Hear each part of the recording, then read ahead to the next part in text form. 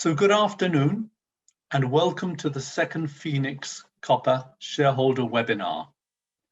This has been offered by the company as a way of getting closer to our shareholders and answering any concerns or just giving us a better understanding of the potential of this company and also of the risks.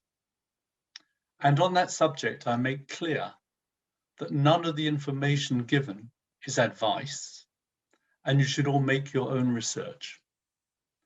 We're delighted to be hosting 5 shareholders today. None of us, myself included, have or are receiving any benefit from Phoenix to be here, and we are all totally independent. I would like to welcome today from Phoenix Copper, Dennis Thomas, who has a lifetime in the industry. It was Dennis who, together with Roger Turner, a fellow director, who identified the potential in Phoenix. And Dennis still has the rocks on his desks from his walks around Empire. Ryan McDermott is our CEO. In his career, he has traveled the world, but luckily, some of that experience was in Idaho. He brings to us a unique combination of skills, and together he and Dennis have unparalleled knowledge of the geology of the region and of the potential in our territory. Each of them gave a more substantial background at the start of the last webinar, if you wanted to learn further details. And without further ado, I'm going to pass to question number 1, which concerns the project development. What overall risks exist in the run-up to production next year, and how are we mitigating against them? Who would like to be the first to comment? I'd be happy to answer that, Jeff. Really, there are two primary risks as we move toward development. That's metal price, and there's very little we can do to mitigate that. And then secondly, it would be involvement or potential involvement of NGOs during the permitting process. The way we've chosen to mitigate that is to perform all of the environmental baseline studies and research that's required during the permitting process. And it will give them very little fuel to argue what we have. Can I jump in and just ask Ryan, obviously you're very confident with all the results that you've seen so far in terms of drilling, but there's always more you can do. Is there anything that concerns you in terms of the things that might go wrong, that might make it the resource not efficient, not cost effective? Or do you think you've got enough knowledge in the bag to be confident that it's going to be cost effective, it's going to be a profitable mine? We just don't know how profitable maybe with this, the range of possibilities of stuff that is definitely commercial. Are you happy that that knowledge exists currently? Yeah, and that's a very good question. We have over 400 drill holes in the Empire Skarn. Those are spaced 150 feet apart. So we're very confident in the metal resource that we have. As with all mines, we are sensitive to metal price. I'm doing somersaults with copper over $4. If the market turns, then obviously we'll address it at that time. Great, thank you. And I would add that historically, this oxide deposit particularly has been known well since going back to 1964. So we're not exactly drilling on a new property. So there's a wealth of information that we have on it to start with. Sorry, I don't want to jump in and ruin Jeff's carefully planned questions, but I suppose it does beg the question, why has this resource, in your view, not been commercialized to date? A couple of reasons. The processing of copper oxide, the technologies involved are fairly new. They've been around, Dennis, correct me if I'm wrong, but maybe since the late 60s or mid 70s, they've really been perfected, and that is the SXEW in the 1980s.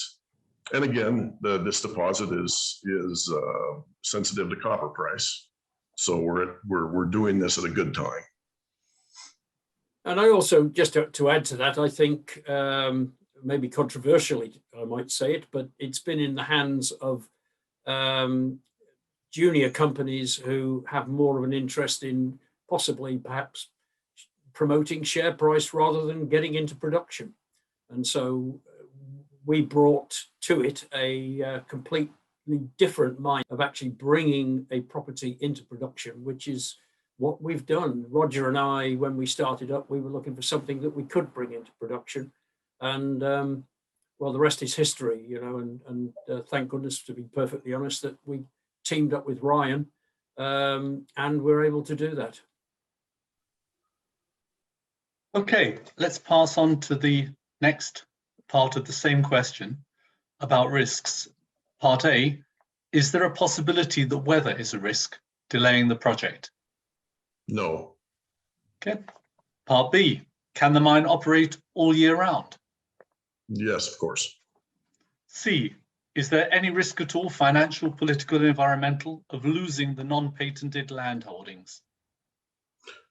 No, unpatented land is paid on an annual basis. So as long as we make our payment to the federal government, we're in good standing. Well, that sounds pretty clear for those three answers. Thank you very much. We'll then pass on to question number 2. Can I'll just throw in there, Jeff, that on one of my holidays, I went to Finland once to see Father Christmas with the kids. And we went past Kittilä, which is where Agnico Eagle, I think, have a huge gold mine. It was so big that they actually physically moved the village of Kittilä so they could put the mine there. And it's, you know, it's pitch black darkness for 4 months of the year. And it rarely gets above freezing for, you know, 6 months of the year. And it doesn't stop them having a operating mine year round. You know, once you're in the ground, I think it's amazing what you can do. Very good. Thank you, Paul. So on to question number 2. Can you offer a timeline of news events shareholders can look forward to, broken down perhaps into the next 3, 6, and 12-month windows? Who would like to take that one? Yeah, as we've announced, we'll start geophysical surveys here this month. So we'll have news coming out of that in this next 60 to 90 days. We're drilling at Empire, we're drilling at Red Star, we're drilling at Navarre Creek this summer. That drilling will start late in May and continue through November, December.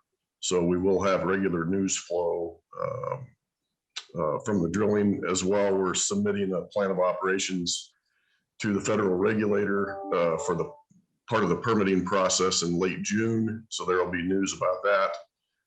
And then continuing the path toward feasibility, and that always generates news. So I would say there's going to be quite a bit of news here this year. Excellent. Any questions from any of the shareholders? Okay, we will pass on to question number 3. What gives you confidence that we're in good shape for ESG requirements? Ryan, I think you're the best one for this. Yeah, that's a good question. ESG, as it applies in North America, we are already very highly regulated from an environmental standpoint. We're highly regulated from a safety standpoint. And we have definitely covered all of our bases as we move into the submission of the plan of operations. The federal agency that covers safety is MSHA, Mine Safety and Health Administration. Again, we're highly regulated from that standpoint. So I believe we've covered all of our bases, and we have to, we're required to, and it's just the right thing to do. Can you just make it clear, Jeffrey, for people who might not know what ESG stands for and what NGO stood for earlier? Yeah, environmental, social, and governance. Yeah. Yeah. And NGOs, for anybody at non-governmental organizations, usually environmental people that we come across. The Sierra Club being one that you've probably heard of. And obviously, yesterday's appointment of Catherine Evans as a director is something which, from an ESG perspective, is relevant on the governance side. I know that certainly institutions these days are looking for a female presence on the board, and I'm sure she brings plenty of other attributes as well. But that felt to me like another positive item of news on that front. Yes. Good. We'll pass to the next section, which is USA matters now. And the first question, number 4, is can you give an example or an indication of successes of other projects along the Rockies in relative proximity and similarity to the Empire Mine? Well, in proximity, of course, we have Bingham Canyon, which is about 4 hours to the south. That's a porphyry copper. It's been in operation for over 100 years, currently run by Rio Tinto.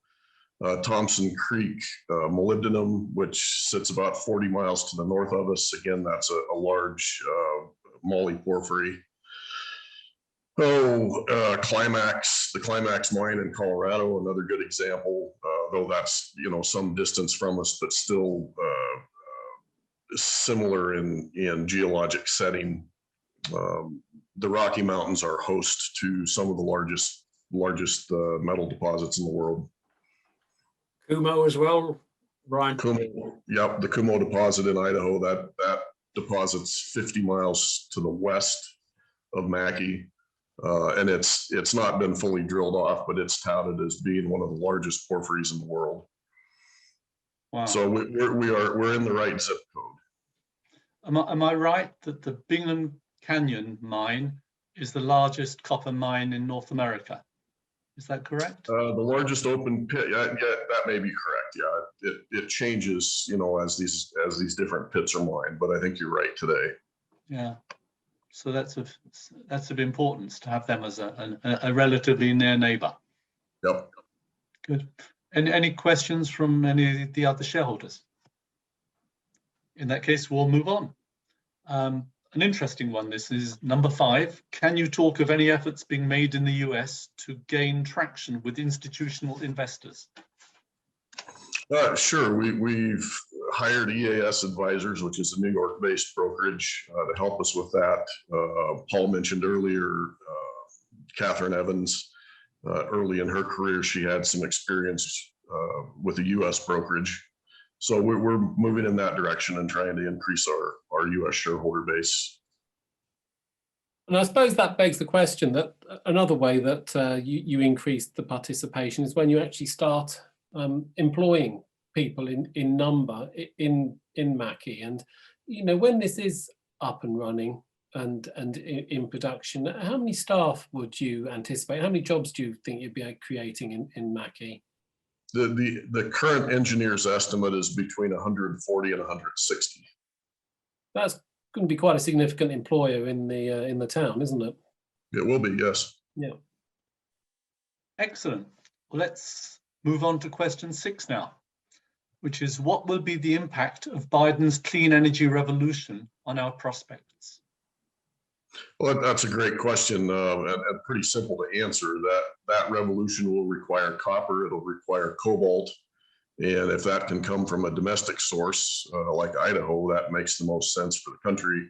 The other thing I'll add is Biden's current infrastructure plan will also require quite a lot of metal, not only iron, but copper and cobalt as well as we expand, power grids, rebuild bridges and critical communication infrastructure. So this, again, good timing.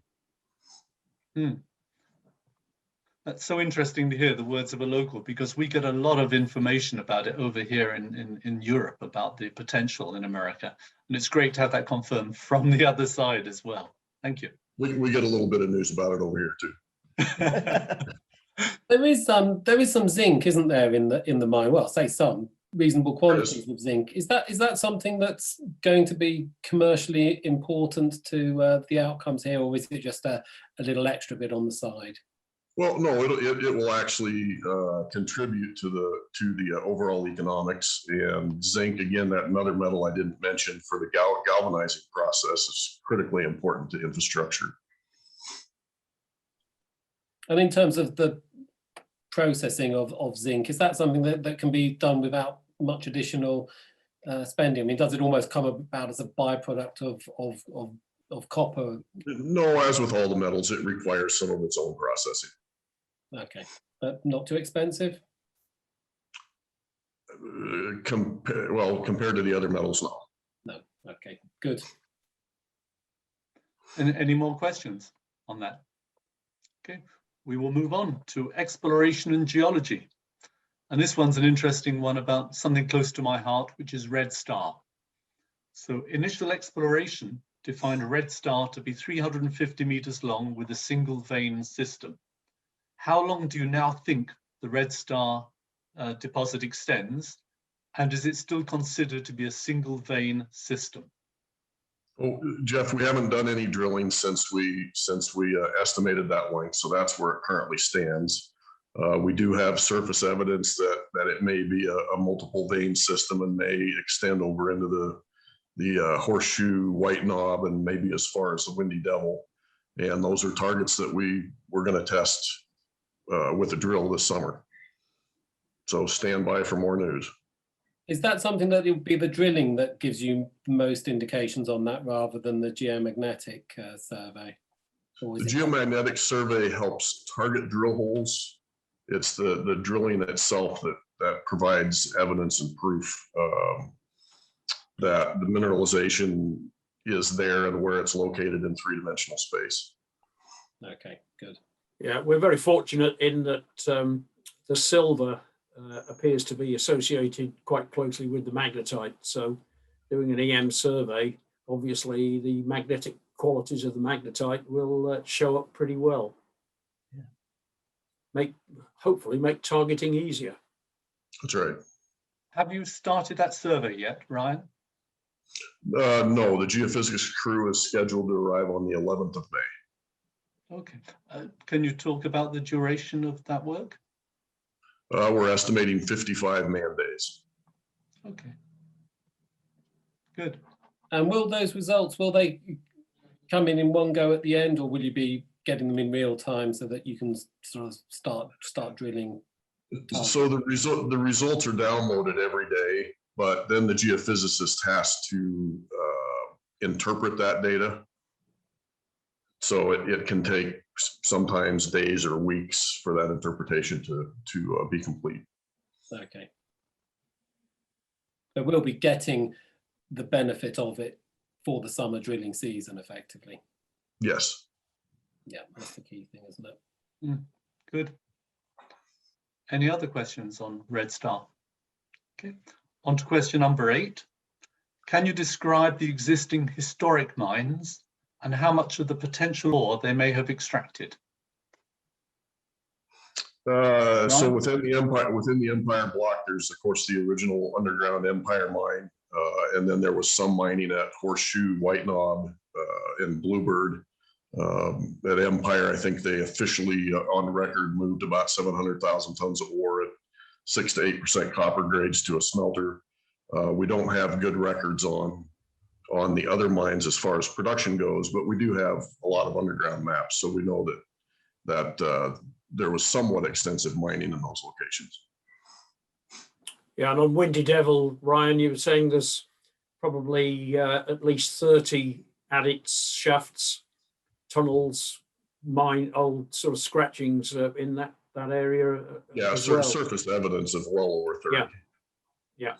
And do you consider those mines as providing evidence that the area is rich in metals, or do you consider that they've actually mined some of the material? So you've got less material. Those are evidence of mineralization in that area. One thing old timers didn't do was waste their time. If they drove a shaft or if they drove a tunnel, they were going after something that was going to provide a payday.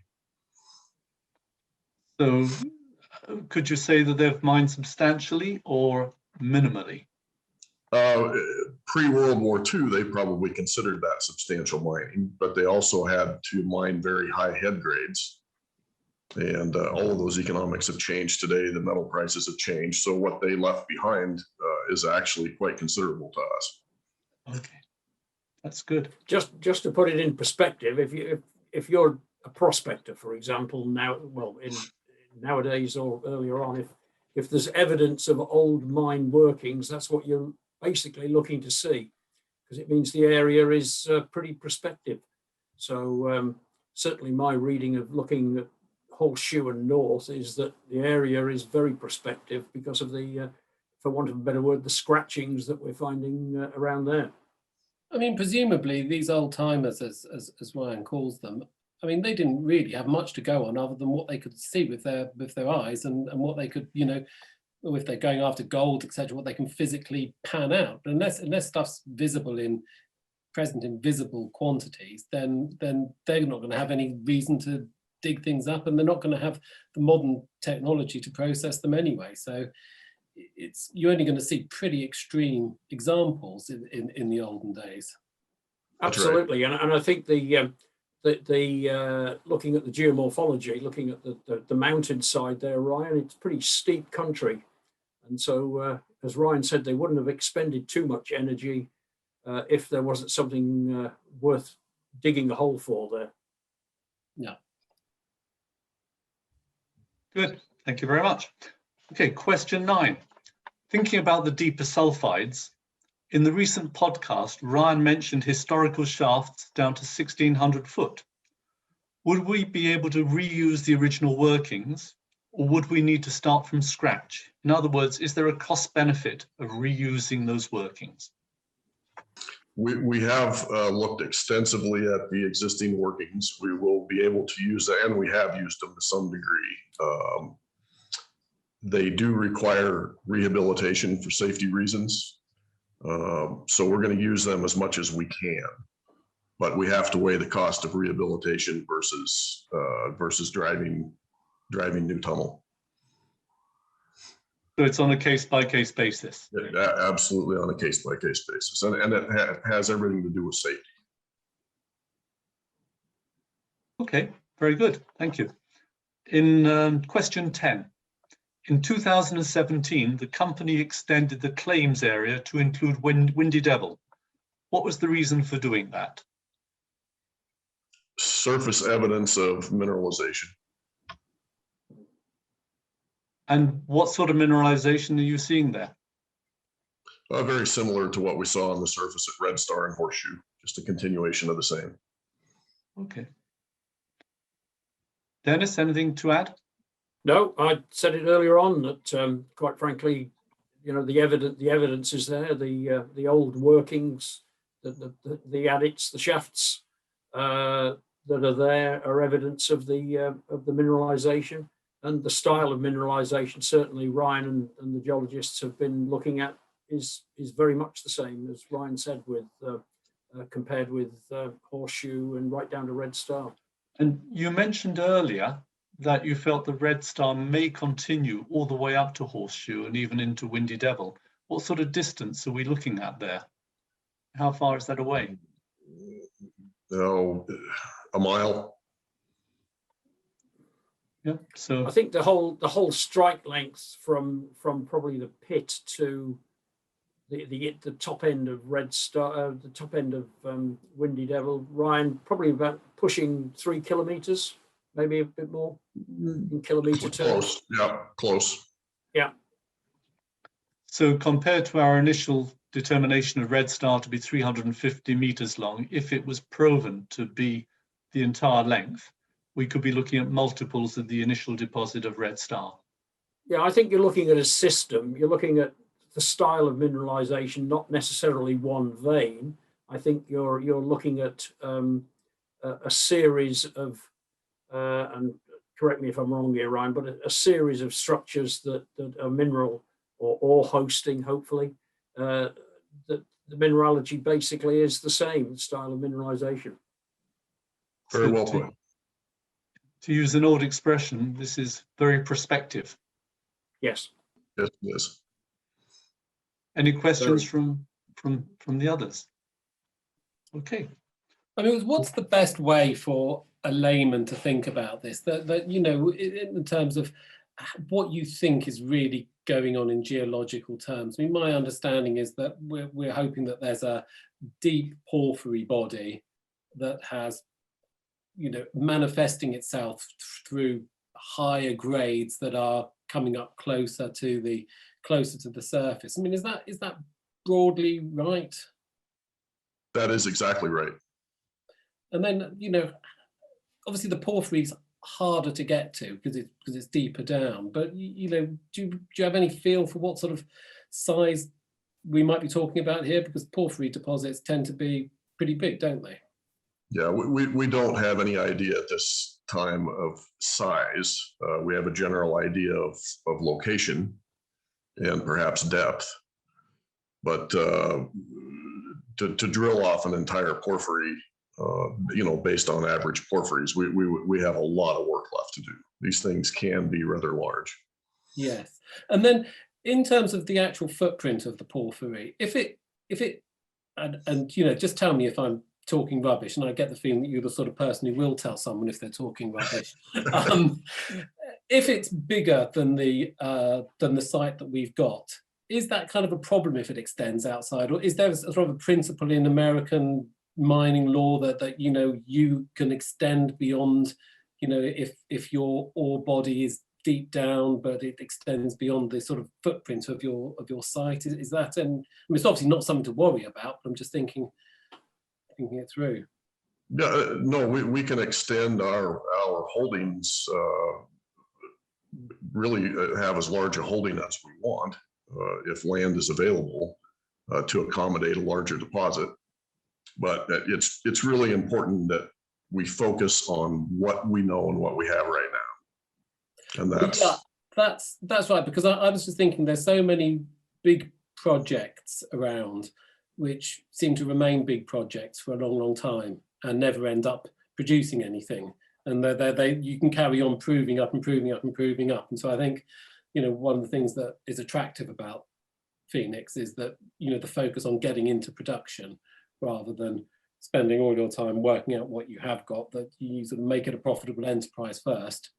And then, yeah, Paul, I'd love to be the dog that catches the porphyry car, but at this point, I'm not sure what we do with the car. Yeah, in the course of my career, Paul, I've seen lots of junior companies literally flyweights taking on the heavyweight porphyry, so to speak, and coming to grief because they just really can't manage something of that size. The costs for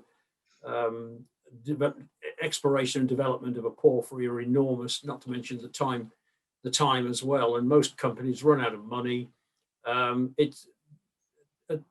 What we have here is, fortunately, if you like, the manifestation of the peripheral mineralization of the porphyry, and we're, I think, to use the old expression that we've used on a number of occasions, starting to take this in bite-sized chunks, and that's what the Empire Mine does for us. It offers affords the opportunity of us being able to get in at a relatively small scale compared with what the porphyry is, and finance the investigation of the system, not only the porphyry, but the underlying sulphides and the whole, in fact, of the Empire system in an affordable manner. And that's what we're doing. And that's the intention, is to actually make this company evolve in a practical, logical, financeable way without getting swallowed up in ambition, for want of a better word, but realize those ambitions in a manner that we can actually afford it.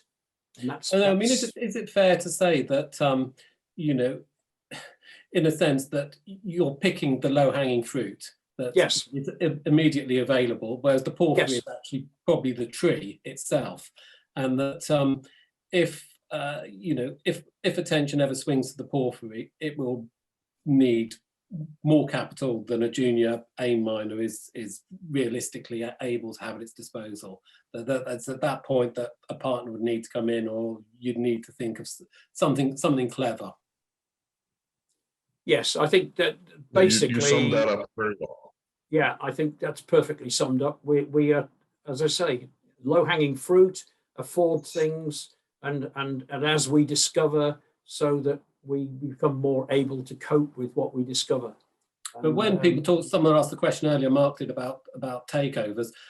The whole point is that if you're a profitable entity that doesn't need to raise money from the market, you're in a very good position to decide when to sell. You're never going to be a forced seller of the project, which puts you in a position of strength, whatever you want to do, particularly if you're in the position to understand all the finances you are, where this should be capable of paying off debt very quickly and producing significant dividends as well. So it's like a win-win for shareholders. Perfectly put. Yeah. Good. Good. Well, I'm going to run into the next question now, which actually is a continuation of the previous one, the way we started it, which is we're all, of course, interested in the porphyry, which is found at depth. Did any of the previous mines reach that system? And how confident are you that we will find the fabled porphyry and that it will be large? Who would like to handle that? Ryan, to start, maybe? Happy to answer that.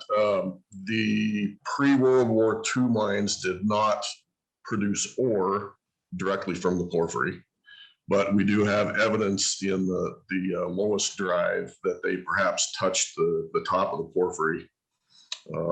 And we have other geologic evidence in the area, geological and mineralogical evidence that the porphyry exists. And I point you to Nigel Monn's report, which is on our website. If you go through that, he identified what are really the key indicators in nearly all of the world's porphyries. He was able to identify those at Empire, and he wrote extensively about them. So I check out that report.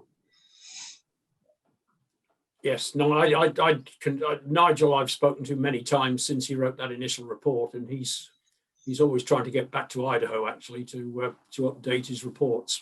But he truly believes that we are sitting on a world-class system, basically mineralized system, and all the reasons, as Ryan said, are in that report. All the indicators are there, and certainly in my travels around the world, I've seen a good few porphyries at this stage before development, as it were, before in exploration, and quite frankly, this has got all the hallmarks of there being a major system beneath where we are at the moment, without doubt, and Empire is just part of it. Fabulous. Any questions from the shareholders? Well, I would have one then, and that would be, can you estimate the size and the potential? Is it that big? No, as I said before, we have not estimated a size yet. We're drilling on a very localized area, and if the porphyry that resides under Empire is an average size based on porphyries around the world, we haven't. I mean, we've just barely skimmed it. What's the?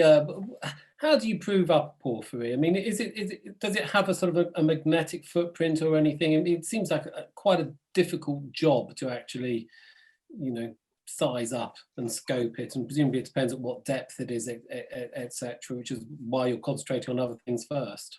Yeah, you size them up the same way you do any other mineral deposit. Ultimately, you drill it off.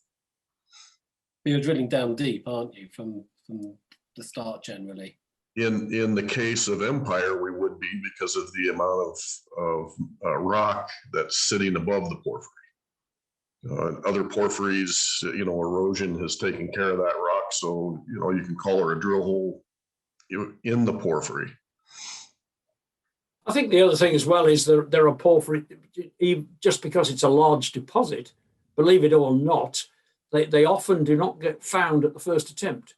And, particularly in the tropics, they're often, and even in places like the Rockies and the Andes and where they're found, often it's not the first people that drill into the looking for the porphyry that actually find it. Various people have various attempts, and I know of one, in fact, in the Far East, where I think they found it at the 7th attempt. Would you believe they finally located the porphyry? But they're generally yeah, they're generally large. I think, Ryan, you said to me yesterday, did I know a small porphyry? And the answer was not really. No, I couldn't think of one. Good. Okay. On to the last question then. You have yesterday named a new director and a new advisor. What do they bring to the company and what are their roles? Yeah, you bet. Well, we welcome aboard Catherine Evans. Catherine comes from a investment background, as I mentioned earlier. She has experience in the UK as well as in the US. So we're looking forward to having her help drive our increase our US shareholder base and UK as well. And then also Harry Kenyon Slaney, we welcome him aboard. He's a very special guy to us. Harry comes from Rio Tinto, over 35 years in senior executive management. He understands the technical aspects of mining. He understands the financial aspects. And I think he's really going to be a key individual, not only in the short term for Phoenix, but in the long term. How did we actually manage to acquire those two very useful people on the Personal relationships with our keyboard. Anything to add, Dennis? No, I heartily endorse what Ryan said. Catherine is a great acquisition, and yeah, looking forward to her input into the company. I've heard Harry referred to as and this side of the Atlantic. If you're a football supporter, you'll have heard of the special one. Harry brings some great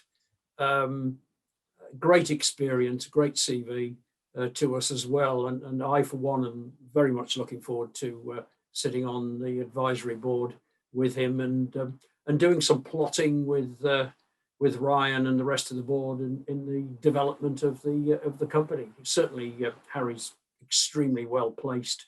He's operated at the top level of one of the biggest mining companies of the world. So, yeah, we're very fortunate in having the services of both of the new people. Lovely. Well, I think I can say on behalf of all the shareholders, we genuinely welcome them. A very, very warm welcome to both Catherine and to Harry. They are fantastic acquisitions to the company, and we were genuinely excited yesterday to hear that they were joining us. So, any more follow-up questions? Any questions before we wrap up from our shareholders? Any other things you wanted to say? I'll try if my connection is still working. Would we ever consider forward selling some copper we haven't yet produced, or is that just not done? No, that is something we'd consider when we get to that point. And it seems because the copper price is so high at the moment, well, relatively high, it almost seems we're missing out on it, but it might go higher. So well, I think the prognosis, I think the prognosis is depending on who you read and who you listen to. It's, I mean, with it pushing nearly $10,000 a ton at the moment, a lot of people poo-pooed that idea a few months ago, and a lot of people are saying it's going to go to $15,000 a ton. So you pay your money, you take your choice. But one thing's for sure is that there are not copper mines being found in great abundance at the moment, and the world's demand for copper is going to be increasing. So yeah, I think we're in a pretty good position at the moment. Okay, Paul, Richard, any questions? I don't think I do. Good. Well, in that case, I'm going to wrap up. I'm going to say thank you very, very much indeed, Dennis. Thank you, Ryan, for coming on board. Thank you to our fellow shareholders. Did you want to say anything, Dennis or Ryan, before we shut down? I'd just like to say, as I write my little note to shareholders, send distribute RNSs and this sort of thing. I'd just like to say, whoever's watching this, thanks for your support. I get lots of great emails, phone calls, and feedback from people who are most supportive, and we as the company are, yeah, well, thanks for investing in us, thanks for believing in us, and to all stakeholders. Could I just add on behalf of the shareholders to say thank you much, Ryan and Dennis, for coming onto this podcast. You know, it's extra time, but we really do appreciate it. And equally to Jeff for hosting it and kind of making it work.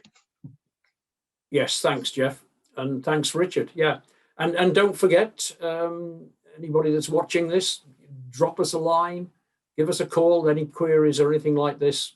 Our doors are always open.